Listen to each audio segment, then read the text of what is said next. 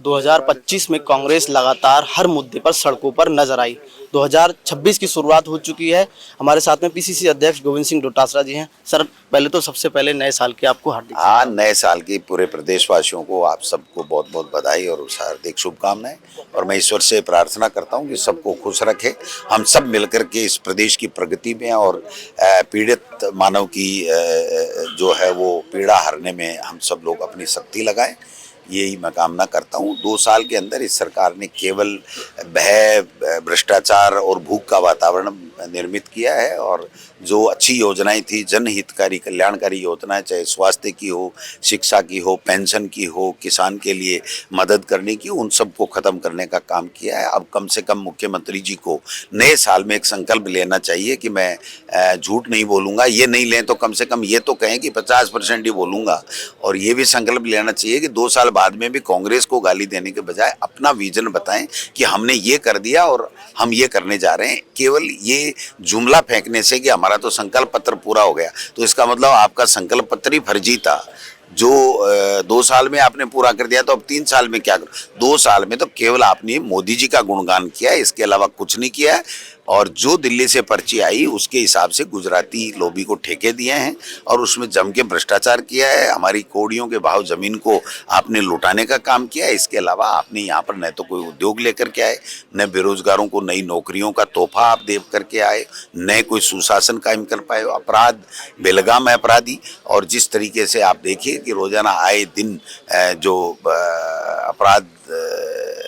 अपराधी बेखौफ होकर के अपराध कर रहे हैं, उनके ऊपर लगाम लगाना का काम करना चाहिए। सर, कांग्रेस ने लगातार 2025 में मुद्दे उठाए, चाहे अरावली का मुद्दा हो, वोट चोरी का मुद्दा हो। 2026 का शुभारंभ हो चुका है। कांग्रेस किस तरीके से, क्या कुछ कांग्रेस में बदलाव होने वाला है, क्या मुद्दे उठाने वाली है? देखिए, 2000 मुद्दे तो जनता के मुद्दे हैं साहब। 2025 में भी हमने जनता के मुद्दे उठाए हैं, आज 2026 में भी हम जनता के मुद्दे, क्योंकि हमारी पॉलिटिकल पार्टी जो है कांग्रेस पार्टी, वो हमेशा जनता जो चाहती है, लोग क्या चाहते हैं और लोगों की क्या समस्या है, उनके समाधान में हमें क्या करना चाहिए वो हम लोग करते हैं। और जो जन कल्याणकारी नीतियां हैं जो कांग्रेस के सरकार के समय या यूपीए सरकार के समय जो चालू की गई थी, उनको जो ये खत्म कर रहे हैं, उनको हम खत्म ना होने दें। इस दिशा में हम लोग संगठन को साथ लेकर के काम करेंगे। निकाय चुनाव, पंचायत चुनाव को लेकर के मंत्री झावर सिंह खर्रा हैं, उन्होंने प्रस्ताव भेजा है कि अब एजुकेशन शैक्षिक योग्यता रहेगी 10वीं और 12वीं। नहीं, उनको खुद को ही पता नहीं है क्या प्रस्ताव भेजा है। उनको पूछ के थोड़ी भेजता है डिपार्टमेंट। अगर पूछ के भेजता तो वो गलत कह रहे हैं। आज की तारीख भी शैक्षणिक योग्यता का कोई प्रस्ताव शायद पंचायत राज में तो नहीं है, नगर निकाय में है, तो उनको क्लियर करना चाहिए। प्रस्ताव क्या भेजा है? जब मंत्री ने प्रस्ताव भेज दिया तो वो तो अप्रूव होना ही चाहिए ना। तो अप्रूव होगा तो देख लेंगे, वो तो उनका काम है। वो सरकार में क्या करेंगे क्या नहीं करेंगे, मुझे उसमें कुछ नहीं करना। लेकिन पंचायती राज चुनाव करा नहीं रहे हैं। सरकार गांव की और शहर की बन नहीं रही है, विकास अवरुद्ध है। एक पैसा केंद्र से दोनों संस्थाओं को, पंचायती राज को, नगर निकाय को मिल नहीं रहा है, तो आम व्यक्ति का नुकसान हो रहा है, लोग परेशान हैं। और जो नए जनप्रतिनिधि आने वाले हैं वो इनको कोस रहे हैं कि आपने किस तरीके से जो है वो संस्थाओं को मार करके जो है वो अपनी राजनीति कर रहे हो, ये ठीक नहीं। सर, इसी में एक इलेक्शन कमीशन की गाइडलाइन ऐसी जारी होने वाली है, जिसमें ये कहा गया है कि बुर्का और घूंघट को जो है अलग से डिटेन किया जाएगा, अलग से जांच की जाएगी इसकी।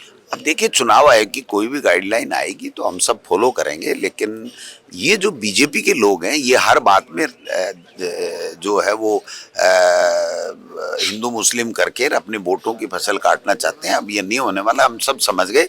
चुनाव आयोग की कोई भी गाइडलाइन आएगी तो हम फॉलो करेंगे। कहाँ दिक्कत आ रही है? चुनाव आयोग से हमें कोई तकलीफ थोड़ी है।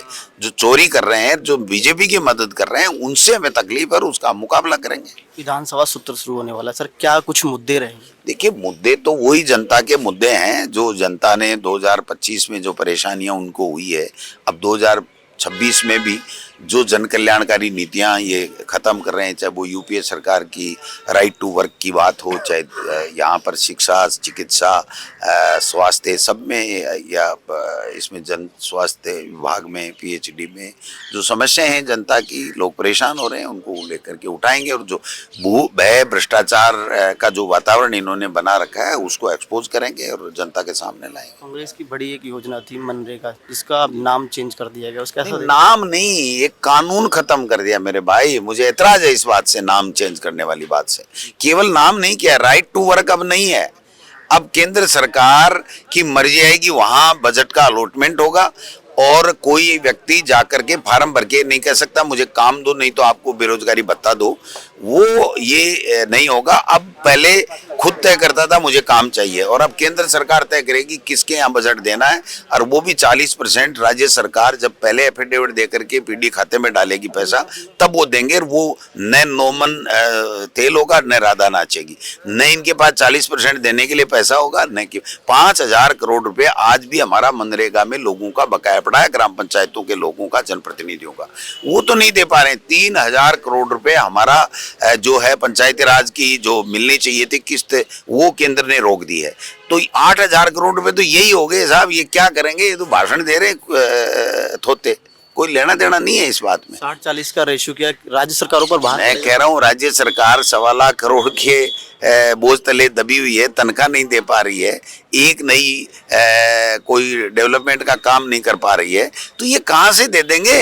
ये तो मोदी का विरोध कर ही नहीं सकते, मोदी की रहमो करम के ऊपर इनकी पर्ची है, इसलिए पर्ची ना बदल जाए, इसलिए इनको कहना पड़ेगा। इनको पूछिए कि जो 60-40 की जितनी भी योजनाएं हैं उनमें आपने 40% कौन से के अंदर फंडिंग की है वो बता दो आप। सर 5 जिला अध्यक्षों को लेकर जल्दी असमंजस बना हुआ है। जल्दी आला कमान करेगा।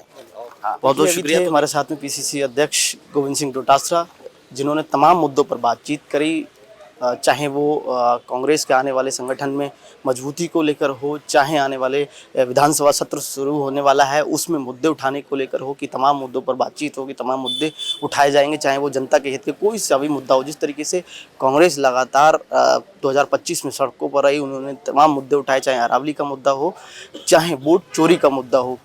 केंद्र कांग्रेस नेतृत्व में इसकी प्रशंसा भी थी कि राजस्थान में जिस तरीके से मुद्दे उठाए हैं वो कहीं ना कहीं उसका असर साफ तौर पर दिखाई दिया है। 5 जिला अध्यक्षों को लेकर के असमंजस बना हुआ है हाल फिलहाल में कांग्रेस में। अभी हाल फिलहाल में प्रदेश अध्यक्ष पीसीसी चीफ गोविंद सिंह डोटासरा ने कहा है कि जल्द ही 5 जो जिला अध्यक्ष का असमंजस बना हुआ है उनकी लिस्ट भी जारी होने वाली है। बने रहिए मेरे सहयोगी राजेंद्र के साथ। मैं आरव सिंह, पॉलिटिकल पंचायत, जयपुर।